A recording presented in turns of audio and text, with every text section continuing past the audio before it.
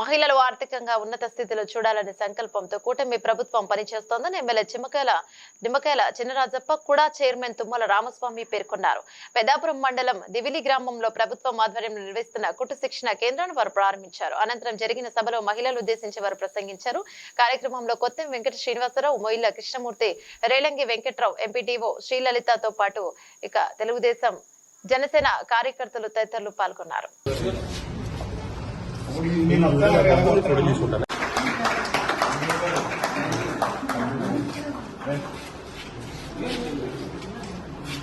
Okay sir. Sir MLA గారు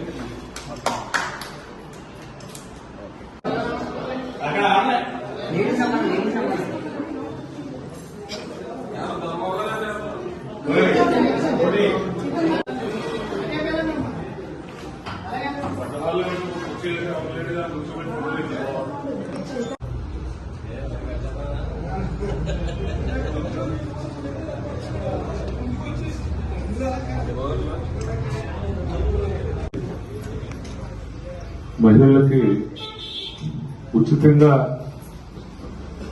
machine కొట్టడం నేర్పించడం కోసం ఇక్కడ కార్యక్రమాన్ని తీసుకొచ్చినటువంటి పెద్దల గౌరవనీయులు మన శాసనసభ్యులు నిమ్మకాయల చినరాజప్ప గారికి అయితే అనువుగా ఉంటుంది. ఒక మంచి సెక్టర్ రాకపోకలకు ఇబ్బంది లేకుండా ఉంటుంది, మహిళలకు ఇబ్బంది లేకుండా ఉంటుంది అనేటువంటిది ప్రతి గ్రామం నుంచి ఆటోలు కానీ కార్లు కానీ సౌకర్యం ఉంది.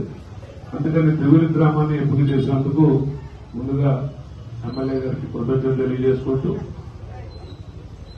ఏదైతే ఒక సంస్థ 3-4 సెంటర్లు ఉంటే మన పెద్దాపురం నియోజకవర్గంలో 7 సెంటర్లు తెచ్చినటువంటి ఘనత మన శాసనసభ్యులు రాజప్ప గారు.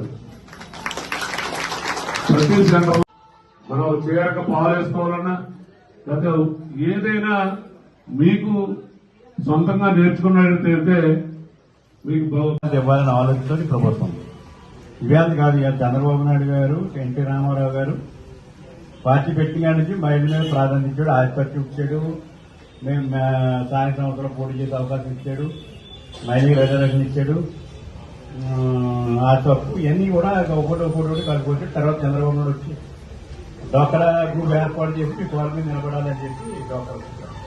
అలాగే ట్రైనింగ్ ప్రోగ్రామ్స్ కూడా జాతీయంలో కానీ దక్షిణ మీద నేర్చుకున్నప్పుడు ఇవన్నీ కూడా చంద్రబాబు నాయుడు గారు మనకి ఇవ్వలేదు.